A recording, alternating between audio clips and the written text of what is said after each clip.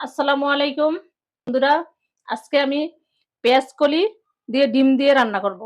তাই আপনাদের সাথে শেয়ার করছি।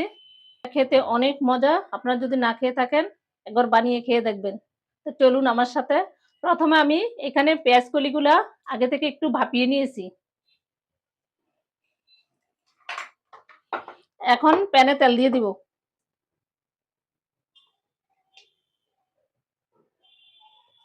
তেলটা গরম হয়ে গেছে। এখন একটু রসুন কুচি দিয়ে দিব।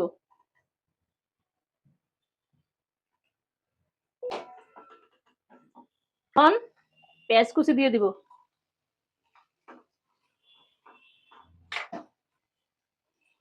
একটা কাঁচামরিচ ছোট ছোট করে টুকরা করে কেটে নিয়েছি, এগুলা দিয়ে দিব। স্বাদ মতন লবণ দিয়ে দিব। 1 চামচ হলুদের গুঁড়া দিয়ে দিয়েছি।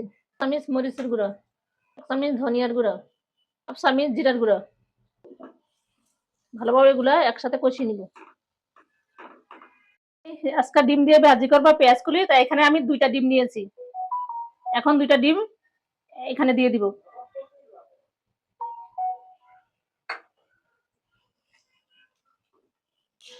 এখন ডিমটা পেঁয়াজের সাথে মশলার সাথে এভাবে নেড়ে কষিয়ে নিব। এখন সিদ্ধ করা পেঁয়াজ কলিগুলা দিয়ে দিব।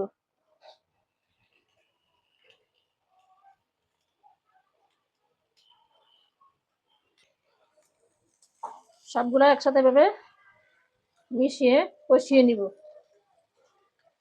এর জন্য একটু ঢেকে রাখবো। এখন ঢাকনাটা খুলে আবার একটু নেড়ে একসাথে সবগুলো মিশিয়ে নিব। সবগুলো একসাথে সুন্দর একদম মিশে গেছে ডিমের সাথে পেঁয়াজ কলিগুলো। তার মানে আমার রান্না হয়ে গেছে। এখন ধনিয়া পাতা উপরে কিছু দিয়ে দিব। এভাবে শীতের সিজনে পেঁয়াজ কলি থাকে, আপনারা আমার মতন এভাবে একবার রান্না করে খেয়ে দেখবেন। এত মজা হয় গরম ভাতের সাথে, না খেলে বুঝতেই পারবেন না।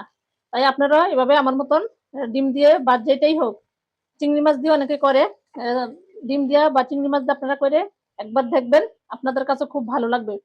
আমার রেসিপি যদি আপনাদের ভালো লাগে, লাইক কমেন্ট শেয়ার করবেন। আর আমার পেজটিতে ফলো দিয়ে রাখবেন। ইউটিউব চ্যানেল থেকে দেখে থাকলে সাবস্ক্রাইব করে দিবেন। সবাই ভালো থাকেন, সুস্থ থাকেন। আল্লাহ হাফেজ।